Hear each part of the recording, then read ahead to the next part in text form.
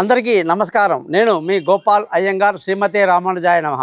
మనం 23వ తారీఖు మార్చి నెల 2025 నుంచి 29వ తారీఖు మార్చి నెల 2025 వరకు మేషరాశి నుంచి మీనరాశి వరకు వారఫలం ఎలా ఉందో తెలుసుకుందాం. ఈ వారఫలాలు కూడా పూర్వాషాఢ నక్షత్రం నుంచి ఉత్తరాభాద్ర నక్షత్రం వరకు, నవమి తిథి నుంచి అమావాస్య వరకు, అలాగే ఆదివారం నుంచి శనివారం వరకు ఉంది. ఇందులో ముఖ్యంగా మనమందరం గమనించాల్సింది అమావాస్య రోజు తర్పణం వదలడం అనేది ఖచ్చితంగా గుర్తుపెట్టుకోవాలని చెప్తున్నా. అది మీకు మీ కుటుంబానికి మంచిది. అసలు సిసలైనటువంటి విశేషం ఏమిటి అంటే, ఒకేసారి 6 గ్రహాలు మీనరాశిలో చేరుతున్నాయి. ఈ మీనరాశిలో ఇన్ని గ్రహాలు ఏదో పెళ్ళికి వచ్చిన బంధువులాగా ఒక కుటుంబంలో చేరినట్టుగా, అందులో బుధుడు, సూర్యుడు, రాహు, అలాగే శుక్రుడు, శని, చంద్రుడు కూడా ఉత్తరాభాద్ర నక్షత్రం ఆఖరి రోజు శనివారం నాడు శని కూడా అందులో చేరిపోతున్నాడు మీనరాశిలో. ఒకేసారి ఇన్ని గ్రహాలు ఉండడం అనేది కూడా ఒక గొప్ప విశేషం. ఎప్పుడో కానీ విచిత్రాలు జరగదని గుర్తుపెట్టుకోవాలి. అలాగే కుజుడు మీనరాశిలో, కేతు కన్యారాశిలో సంచరిస్తున్నాడు. ఈ విధమైనటువంటి గ్రహ పరిస్థితిలో మనం ఈ యొక్క నవగ్రహ ఈ యొక్క 12 రాశులకు ఎలా ఉందో తెలుసుకునే ముందు శని గురించి ఒక ముఖ్యం తెలుసుకోవాలి. మనం అన్ని గ్రహాలు కూడా ఒక రాశిలో నెల మహా అయితే చంద్రుడు 2.5 రోజులే ఒక రాశిలో ఉంటాడు. అలాగే సూర్యుడు, బుధుడు, శుక్రుడు వీళ్ళందరూ నెల రోజుల కంటే ఎక్కువగా ఉండరు. నెల రోజులైతే వాళ్ళు మారిపోతుంటారు. కుజుడు ఇప్పుడు స్తంభించాడు కానీ జనరల్గా 45 రోజులు అలా మారిపోతూ ఉంటారు. అటువంటి పరిస్థితిలో గురువు 1 సంవత్సరం ఒక రాశికి పడితే శని 2.5 సంవత్సరాలకు కానీ ఒక రాశి మారాడు. అంటే 30 నెలలు అన్నమాట.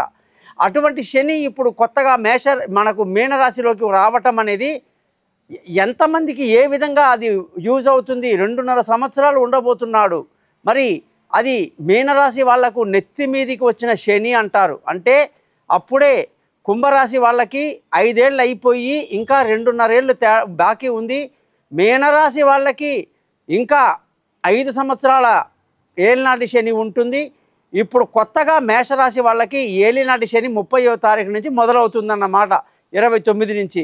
కాబట్టి ఈ ఏలినాటి శని రావటం వల్ల మేషరాశి వాళ్లకు ఎటువంటి జాగ్రత్తలు తీసుకుంటూ ఉంటే మంచిది, మీనరాశి వాళ్ళకి నెత్తి మీద శని రావటం వల్ల వాళ్ళు ఎటువంటి జాగ్రత్తలు తీసుకుంటే మంచిది, సింహరాశి వాళ్ళకి అష్టమంలోకి అంటే 8వ ఇంట్లోకి శని వస్తున్నాడు.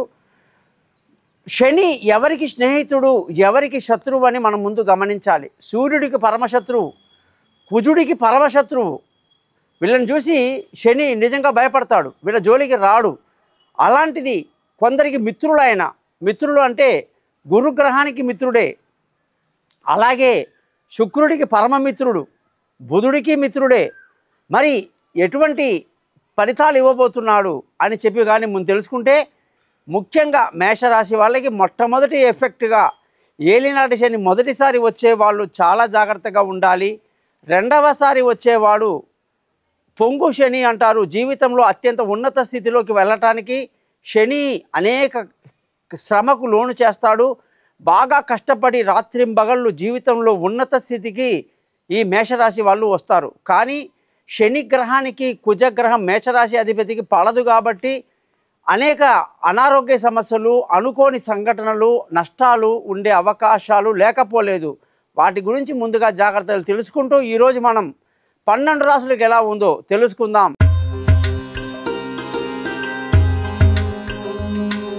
తులారాశి వాళ్ళందరికీ కూడా 23వ తారీఖు మార్చి నెల 2025 నుంచి 29వ తారీఖు మార్చి 2025 వరకు వారఫలం ఎలా ఉందో ఈరోజు తెలుసుకుందాం. తులారాశి వాళ్ళకి శని చతుర్థాధిపతి, పంచమాధిపతి అంటే 4వ ఇల్లు, 5వ ఇంటి ఓనర్, 6వ ఇంట్లోకి రావటం జరిగింది. మరి 2.5 సంవత్సరాలు శని ఇక్కడే ఉండబోతున్నాడు.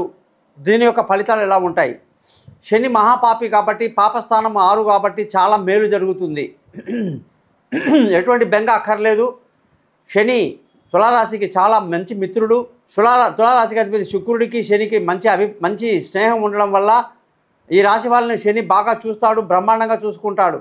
చాలామంది కూడా నన్ను అడుగుతూ ఉంటారు, 6వ ఇల్లులో శని ఉంటే సొంత ఇల్లు, వాహనాలు, విలువైన వస్తువులు ఏమైనా కొనడానికి ప్రతికూలత ఉందా అని. లేదు, చాలా అనుకూలంగా ఉంటుంది. ఒక్కసారి జాతకం చూసుకుంటే ఇంకా మంచిది. అంతర్దశలు చూసుకొని భుక్తులు చూసుకొని ఏ పని చేసినా మంచిది, లావాదేవీలు లాభదాయకంగా ఉంటాయి. సొంత ఇల్లు, వాహనాలు, విలువైన వస్తువులు అన్నీ కూడా ఆస్తులు సమకూరేటువంటి అనుకూలంగానే ఉంది. నిర్ణయాలు కూడా తెలివి తక్కువ నిర్ణయాలు కొన్నిసార్లు తీసుకునే అవకాశం ఉన్నప్పటికీ స్పోర్ట్స్లో రాణించడం, అలాగే పిల్లల భవిష్యత్తు, దూర ప్రయాణాల్లో ముందు జాగ్రత్తగా ఆలోచించి నిర్ణయాలు తీసుకోవడం కూడా కొంతవరకు మంచిది. ఈ వారమంతా మంచి ఉత్సాహంగా ఉంటారు, ఆనందంగా గడుపుతారు, విందులు వినోదాల్లో పాల్గొంటారు, ఏమీ ఇబ్బంది లేదు.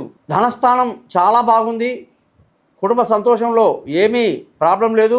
పిల్లల చదువు వాళ్ళ యొక్క ఫలితాలు కూడా మీకు ఎంతో సంతోషాన్ని కలిగిస్తాయని చెప్పేసి ఖచ్చితంగా చెప్పాలి. బంధువుల స్నేహితుల సహాయ సహకారాలు బాగా తక్కువగా ఉంటుంది. సొంత నిర్ణయాలు తీసుకోవాలి, ధైర్యంగా ముందుకు వెళ్ళాలి. విలువైన వస్తువులు, వాహనాలు కొనడానికి శని అధికారం కూడా బాగుందని చెప్పాను నేను. దాన్ని ఇంకా కూడా మీరు డెవలప్ చేసుకోవాలి. అలాగే పిల్లల భవిష్యత్తు, వాళ్ళ తెలివైన ఆలోచనలు, స్పోర్ట్స్లో ఉన్న వాళ్ళకు కూడా ఒకసారి జాతకాలు చూసుకోవడం మంచిది. ఆరోగ్యం విషయంలో కూడా జాగ్రత్తలు చాలా ఇంపార్టెంటు. దీర్ఘకాలికంగా ఉన్న అనారోగ్యం అంతా కూడా త్వరలోనే తగ్గే అవకాశాలు బాగున్నాయి. శని 6వ ఇల్లు చాలా మంచిది, మంచి ఉపయోగంగా ఉంటుంది అని చెప్పి మనం తెలుసుకోవచ్చు. భార్యాభర్తల మధ్య చక్కటి సయోధ్య కలిగి ఉండడం, సంతోషంగా ఆనందంగా ఈ వారమంతా గడుపుతారు.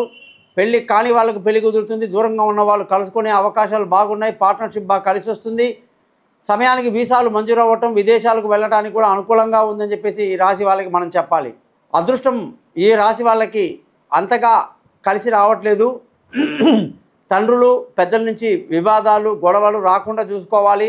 ధర్మాన్ని పక్కకు పెట్టి అధర్మం వైపు వెళ్ళే అవకాశాలు లేకపోలేదు. అలాగే మీకు అదృష్టం కూడా అంతగా కలిసి రాకపోవచ్చు. ఉద్యోగ విషయంలో వారం మొదట్లో కాస్త ఇబ్బందులు ఉన్నప్పటికీ మంగళవారం తర్వాత చాలా శుభాలు జరుగుతాయి. మీ తెలివితేటలు గుర్తిస్తారు, మీ పనిని గుర్తిస్తారు, మీకు ఉద్యోగంలో మంచి అభివృద్ధి, ఇంటర్వ్యూలు సక్సెస్ అవ్వటం, కొత్త ఉద్యోగంలో అవకాశాలు రావటం, మానసికంగా చాలా సంతోషంగా ఉంటారని మనం చెప్పాలి. వ్యాపారపరంగా ఈ రాశి వాళ్ళకి సూర్యుడు 6వ ఇంట్లో ఉండడం వల్ల వ్యాపారంలో నష్టాలకి అవకాశాలు లేకపోలేదు.